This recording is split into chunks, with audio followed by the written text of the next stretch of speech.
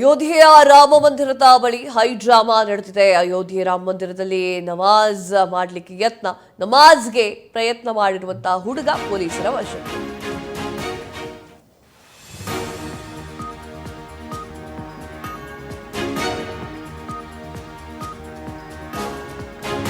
ಅಯೋಧ್ಯೆ ರಾಮ ಮಂದಿರದ ಬಳಿ full high drama. Ayodhya Rama ಮಂದಿರದಲ್ಲಿ ನಮಾಜ್ಗೆ ಯತ್ನಿಸಿದಂತಹ ಯುವಕ ಪೊಲೀಸರ ವಶಕ್ಕೆ. ಇಬ್ಬರು ಯುವಕರು ಓರ್ವ ಮಹಿಳೆಯ ಬಂಧನ ಮಾಡಲಾಗಿದೆ.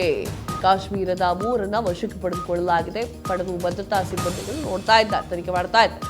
ಕಾಶ್ಮೀರದ ಅಹಮದ್ ಶೇಖ್ ಸೇರಿ ಇಬ್ಬರ ಬಂಧನವಾಗಿದೆ. ಅಲ್ರಿ, ನಿಮ್ಮ ಧರ್ಮವನ್ನ ನಾವು ಗೌರವಿಸಬೇಕಾದ್ರೆ ನಮ್ಮ ಧರ್ಮವನ್ನ ನೀವು ಗೌರವಿಸಕ್ಕೆ ಏನಾಗತ್ತೆ ನಿಮ್ಗೆ? ನಿಮ್ಮ ಒಂದು ದೇವಸ್ಥಾನಕ್ಕೆ ಅಥವಾ ನಿಮ್ಮ ಒಂದು ದರ್ಗಾಕ್ಕೆ ಬಂದು ಇವರೇ ನೋಡ್ಕೊಳ್ಳಿ, ಅಯೋಧ್ಯೆಯಲ್ಲಿ ಹೋಗಿ ನಮಾಜ್ ಮಾಡ್ಲಿಕ್ಕೆ ಪ್ರಯತ್ನ ಮಾಡೋದು ಅವರೇ ಅಲ್ರಿ. ಪ್ರಾಬ್ಲಮ್ ಏನು ನಿಮ್ದು? ನಿಮ್ಮ ದರ್ಗಾಗೆ ಹೋಗಿ ನಾವೇ ನಮಸ್ಕಾರ ಹಾಕ್ಬಿಟ್ಟು ಬರ್ತೀವ? ಬರೋದೇ ಇಲ್ಲ, ಅಥವಾ ಸುಳಿಯೋದೇ ಇಲ್ಲ ಅಲ್ವಾ? ಗೌರವ, ನಿಮ್ಮ ಧರ್ಮ ಅಂದ್ರೆ ನಮಗೆ ಗೌರವ ರೀ. ಅದೇ ರೀತಿ ನೀವು ನಿಟ್ಕೊಳ್ಳಿ, ಅದನ್ನ ನೀವು ಇಟ್ಕೊಳ್ಳಿ.